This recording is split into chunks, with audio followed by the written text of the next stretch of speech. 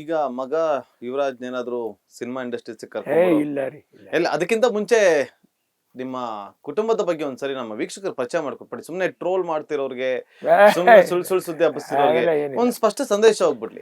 ಏನಿದೆ, ನನ್ನ ಹೆಂಡತಿ ಅನು ಅಂತ ಅಮ್ಮ, ಮಗ ಬಂದು ಯುವರಾಜ್ ಅಂತ, ಇನ್ನೇನು ಅವ್ರ ಅತ್ತೆ ಡಾಕ್ಟರ್ ಎಂ ಲೀಲಾವತಿ ಅವರು, ಇನ್ನೇನು ಅವ್ರಪ್ಪ ವಿನೋದ್ ರಾಜ್, ಇನ್ನೇನಿದೆ ಅಲ್ಲಿ? ಯಾಕೆ ಈ ರೀತಿಯಾಗಿ ಅದು ನೋಡಿ, ನಾನು ನಿಜವಾಗ್ಲೂ ಹೇಳ್ತಾ ಇದ್ದೀನಿ, ನೇರ ಮಾತಲ್ಲಿ ತಾವು ಎಂತ ಒಂದು ಪ್ರಶ್ನೆ ಕೇಳಿದ್ರಿ.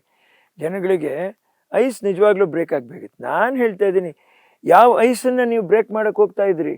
ನಾವು ಯೋಚನೆ ಮಾಡ್ತಾ ಇರೋದು ನಮ್ಮ ಕುಟುಂಬ, ಆ ಗೌರವ ಎಲ್ಲ ಒಂದು ಗೌಪ್ಯವಾಗಿ ಮರ್ಯಾದೆಗಿರು. ಅದರಲ್ಲಿ ಏರುಪೇರು ಬಂದಾಗ ತಾನೇ ನಾವು ಯೋಚನೆ ಮಾಡಬೇಕು. ಏರುಪೇರೆ ಇಲ್ವಲ್ಲ, ನಡ್ಕೊಂಡು ಹೋಗಿದೆಯಲ್ಲ, ನಾವು ಚೆನ್ನಾಗಿ ನೋಡ್ಕೊಂಡಿದ್ದ ಹುಡುಗ ಹೆಂಗೆ ಬೆಳೀತಾ ಇದ್ದ, ಅವನಿಗೆ ಫೀಸ್ ಯಾರು ಕೊಟ್ಟಿದ್ದು ಓದೋದಕ್ಕೆ? ಇವತ್ತು ಹೋಗಿ ಅವನೊಂದು 50,000 ಆದರೂ ದುಡಿತಾನೆ. ನಾವು ಅಮ್ಮ ಹೇಳಿದ್ರು, ನಾನು ಅದನ್ನೇ ಹೇಳಿದ್ದು, ದುಡಿಬೇಕಪ್ಪ ನೀನು ಅಂತ. ಯಾಕಂದರೆ ನಾವು ಇದಕ್ಕೆ ಅಂತ ಬಂದ್ವಿ. ಎಷ್ಟೋ ಜನ ಹೊಸ ಹೊಸ ಕಲಾವಿದರು ಪಾಪ ಈಗ ಪಾತ್ರ ಮಾಡ್ತಾರೆ, ಚೆನ್ನಾಗೇ ಇರ್ತಾರೆ, ಲಕ್ಷಣವಾಗಿರ್ತಾರೆ. ಈಗ ನೀವು ಅಷ್ಟೇ ಚೆನ್ನಾಗಿದ್ದೀರಾ, ಅದು ಸಿಕ್ಬಿಟ್ಟು ಚೆನ್ನಾಗಾದರೆ ಚೆನ್ನಾದು, ಆಗಲಿಲ್ಲ ಅಂದರೆ ನೀವು ಮೈಂಡಲ್ಲಿ ಏನಾಗೋಗುತ್ತೆ, ಇದೊಂದು ಹ್ಯಾಂಗ್ ಓವರಲ್ಲಿ ಇರ್ತೀರಾ. ಅಲ್ಲಿ ಏಜು ಹೋಗ್ತಾ ಇರ್ತದೆ, ಎಲ್ಲ ಹೋಗ್ತಾರೆ. ಇವತ್ತಿನ ಪರಿಸ್ಥಿತಿని ನೀವು 1 ಸೆಕೆಂಡ್ ವೇಸ್ಟ್ ಮಾಡೋಕ್ಕಾಗಲ್ಲ. ಎಷ್ಟೋ ಜನ ಯುವಕರಿಗೆ ಇವತ್ತು ದಿಕ್ಕು ತೋಚದಿರ ಇಂಡಸ್ಟ್ರಿ ವಿಷಯದಲ್ಲಿನೇ ಭಾರಿ ಕಷ್ಟಪಟ್ಟಿದ್ದಾರೆ. ಸೊ ಈ ತೊಂದರೆ ಆಗಬಾರ್ದು, ಅದಕ್ಕೆ ಸಿನಿಮಾ ಬೇಡ.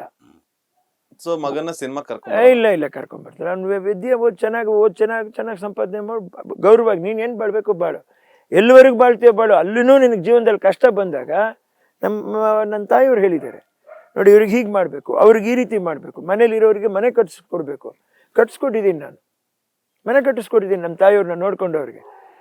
ಈಗ ನನ್ನ ತಾಯಿಯವರು ಆರೋಗ್ಯ ಕ್ಷೀಣಿಸ್ತಾ ಬಂತು. ಇಲ್ಲಿ 3 ಜನ, ಒಂದು ಗೌರಮ್ಮ, ಒಂದು ಸುನಂದಮ್ಮ, ಇನ್ನೊಂದು ರತ್ನಮ್ಮ. ಆ ಅಮ್ಮನಿಗೆ ನಾನು ಹೊರಗಡೆ ಹೋಗಿ ಬ್ಯಾಂಕ್ ವ್ಯವಹಾರಕ್ಕೆ ಹೋದಾಗ, ಈಗ ಅಮ್ಮವ್ರಿಗೆ ಇನ್ಸುಲಿನ್ ಹಾಕ್ಬೇಕಾದ್ರೆ ಆ ಅಮ್ಮನೇ. ಅದು ನಾಲೆಡ್ಜ್ ಹೇಗಿರಬೇಕು ಅಂದರೆ, ಒಂದು ವಯಸ್ಸು ದಾಟಿದ ನಂತರ ನನ್ನ ತಾಯಿಯವ್ರಿಗೆ ಹಾರ್ಟ್ ಅಟ್ಯಾಕ್ ಆಗಿ 2 ಸ್ಟೆಂಟಿಂಗ್ ಆಗಿದೆ. ಸಡನ್ನಾಗಿ ಏನಾಗುತ್ತೆ, ಪ್ರೆಷರ್ ಇಲ್ಲ, ಶುಗರ್ ವೇರಿಯೇಷನ್ ಆಗುತ್ತೆ. ಶುಗರ್ ಕಡಿಮೆ ಆದ ತಕ್ಷಣ BP ಲೋನು ಆಗ್ಬಿಡ್ತದೆ ನಿಮಗೆ, ಮೈಯೆಲ್ಲ ಇದು ಮಾಡ್ಕೊಂಡು ಇಮ್ಮಿಡಿಯೇಟ್ ಅದು ಗ್ಲೂಕೋಸ್ ಕೊಡಬೇಕು ಅಂತ ಆ ಅಮ್ಮನಿಗೆ ಟ್ರೈನಿಂಗ್ ಕೊಟ್ಟು, ಎಲ್ಲೂ ಶುಗರ್ ಜಾಸ್ತಿ ಆದ ತಕ್ಷಣ ಕಣ್ಣು ಆಪರೇಷನ್ ಆಗಿದೆ ನೋಡಿ, ರೆಟಿನಾ ಲೆನ್ಸ್ ಏನಾಗುತ್ತೆ, ತೊಂದರೆ ಆಗುತ್ತೆ ಅದು. ಸೊ ಎರಡನ್ನೂ ಮೇಂಟೈನ್ ಮಾಡಿ ಆ ಅಮ್ಮ ಮಾಡಿದ್ದಾರೆ ಮೇಂಟೆನೆನ್ಸು. ಈಗ ಯಾರು ಮಾಡ್ಬೇಕು ಆ ಕೆಲಸನ? ಈಗ ಅಲ್ಲಿರೋರು, ಮೆಡ್ರಾಸಲ್ಲಿರೋರು ಮಾಡಬೇಕು ಅಂದರೆ ಮೆಡ್ರಾಸ್ ಆಸ್ತಿನ ನೋಡ್ಕೊಳ್ಳೋರು ಯಾರು? ಇದಿಷ್ಟೆಲ್ಲನೂ ಪರಿಸ್ಥಿತಿ ಮಧ್ಯೆ ನಾವು ಜೀವನ ಮಾಡಿದ್ದೀವಿ. ಇಲ್ಲ ಅಂದಿದ್ರೆ, ಇದನ್ನು ನೋಡ್ಕೊಳ್ಳಿಲ್ಲ, ಬಿಟ್ಬಿಟ್ಟಿದ್ದಿದ್ರೆ ನಮ್ಮನ್ನೇ ನಾವು ನೋಡ್ಕೊಳಕ್ಕಾಗ್ತಾರೆ. ನಾವು ಎಲ್ಲನೂ ಕಳ್ಕೊಂಡ್ಬಿಡ್ತಾ ಇದ್ವಿ ಶಾರ್ಟ್ ವೈಲಲ್ಲಿ.